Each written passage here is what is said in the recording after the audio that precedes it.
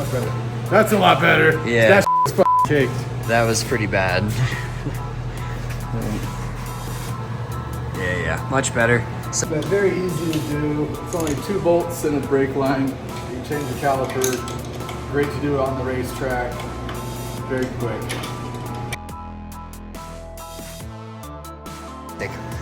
we're going to check the timing here on the Gixxer. We're going to do Nice and quick. a valve check. Make sure that our valve lash is within spec. And potentially do some valve shimming. We have a whole set of Gixxer valve shims here. So we're gonna get this thing running tip top. So we just got a new box of parts from Protolite Racing. We got some new calipers getting ready to go on the buggy, so that's pretty exciting to be able to stop again. He also says a bunch of nice cool logos and decals that we're gonna be putting on the buggy as part of the little sponsorship that we have going on. But as you can see, everything is nicely boxed, very professional. Everything is packaged nicely. We have all brand new Wilwood parts. We have brand new Wilwood pads. So that's pretty nice. Pretty nice of Casey. So that's Casey down at Protolite. We'll put his card on the website. Number 8. We're just using the impact to pop them loose here.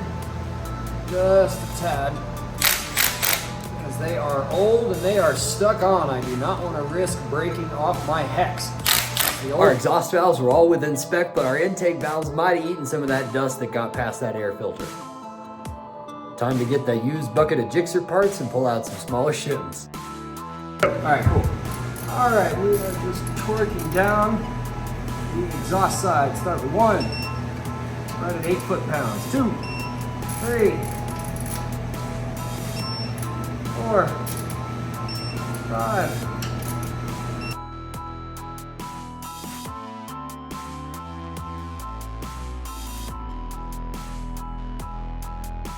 We were running out of daylight at this point, trying to hurry as much as we could to bleed those new brakes. We took apart the fuel pump and it was just an absolute mess. But don't worry, we'll be back in a week or so with a whole new fuel system build for the Protolite Buggy.